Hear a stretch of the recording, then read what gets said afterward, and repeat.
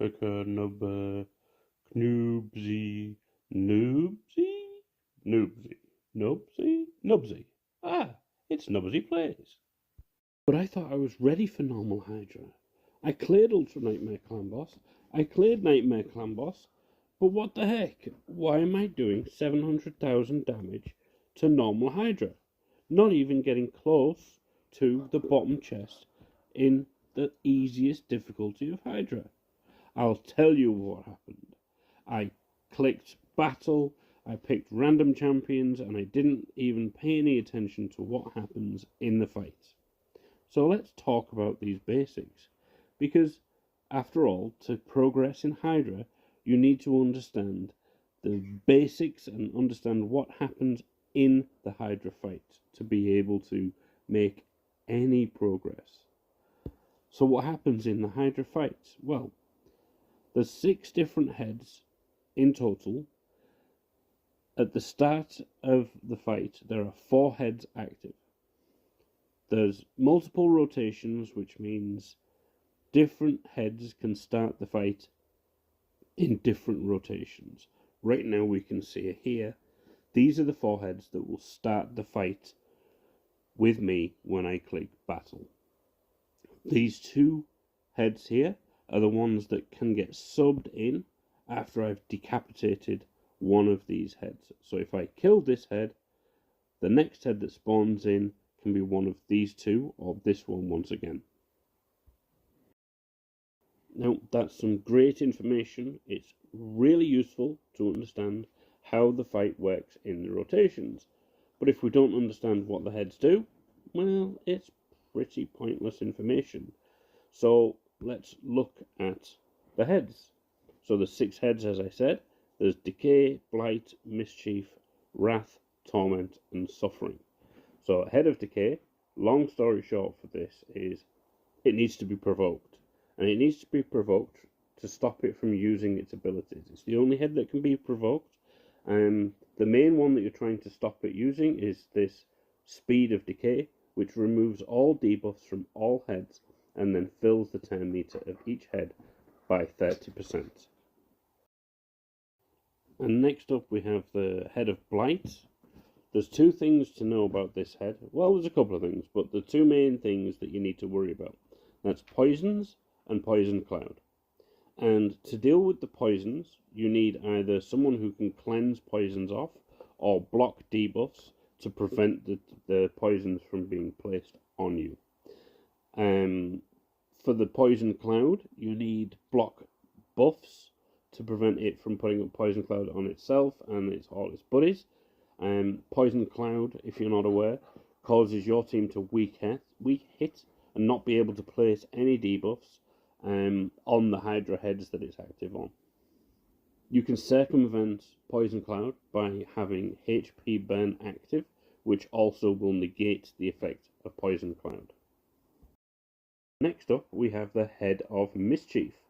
So one of the great things about this head is that it cannot be targeted and attacked unless you have the Hex debuff on it. Once you have the Hex debuff on it, you can target it and your champions will attack it. If you don't have Hex on this head, you can target it and your champions might hit it, they might not, they probably won't. This head also loves to devour your champion that places Hex, just saying. Outside of the Hex thing is it will always attack the champion that you have that has the most buffs, and then it will attempt to steal those buffs, and then on its next go will spread those buffs that it stole across the rest of the other Hydras. And what some people do is they actually build a Mischief tank, which is a champion that they build a ton of resistance on in order to resist the attempt to steal the buffs. And that champion must have the most buffs. So usually people put the Lightning Cage blessing on the champion so that it always has, and make sure it's the only one with Lightning Cage, so that it always has one more buff than everyone else on the team in a scenario where everyone has the same amount of buffs. And next up, we have the Head of Wrath. Now, Head of Wrath, every time you hit the head, it gains 1 stack of Vengeance. And when it reaches 15 stacks of Vengeance, it pops up block debuffs, it puts up reflect damage on itself, and it whacks you. And then we have the Head of Torment. So, the Head of Torment, every time you attack this head, if you aren't under Perfect Veil, it will place True Fear on you. And if True Fear procs, you skip a turn and your skill goes on cooldown. Not only that, but when it attacks you with its A1, it has a 50% chance to place Fear on you, on your champion, and then it will trigger another attack where it attacks all enemies that have Fear or True Fear placed on it. Next and lastly, we have the Head of Suffering. So the Head of Suffering, basically, it places Pain Link on one of your champions, and then it gets an extra turn, and it can cast Ally Protection on all its buddies. When it puts Ally Protection on all its buddies, it places Reflect damage on itself, and provokes your champion with the highest crit damage. Now, I've not gone into the nuances of some of these heads, I've not gone into the full details of these heads, but these are the main points of the Hydra head's abilities. So, to sum all this up, to cover off everything you need to cover off, you need a shed load of buffs and a whole host of debuffs in order to start making your way through the content. Now, as you make your way through the content, you will actually find out for yourself which buffs, which debuffs, which abilities you can and cannot live without in your team. But let's have a look at some of these things that we need to get from our champions. So I said we wanted a cleanser, or someone who can remove debuffs. So Doom Priest is a good example of that, because she removes a debuff from all of your team, 1 debuff at the start of her go each time. Make her incredibly fast, and she'll cycle through that and remove loads of debuffs. Or you could have somebody who removes multiple debuffs at one time. I don't have one on this account, but you could also use block debuffs as a way of doing that to stop the poisons from being landed on you, etc., etc. Again, this account's roster is a bit limited, but we have champions that can do these abilities. Block debuffs.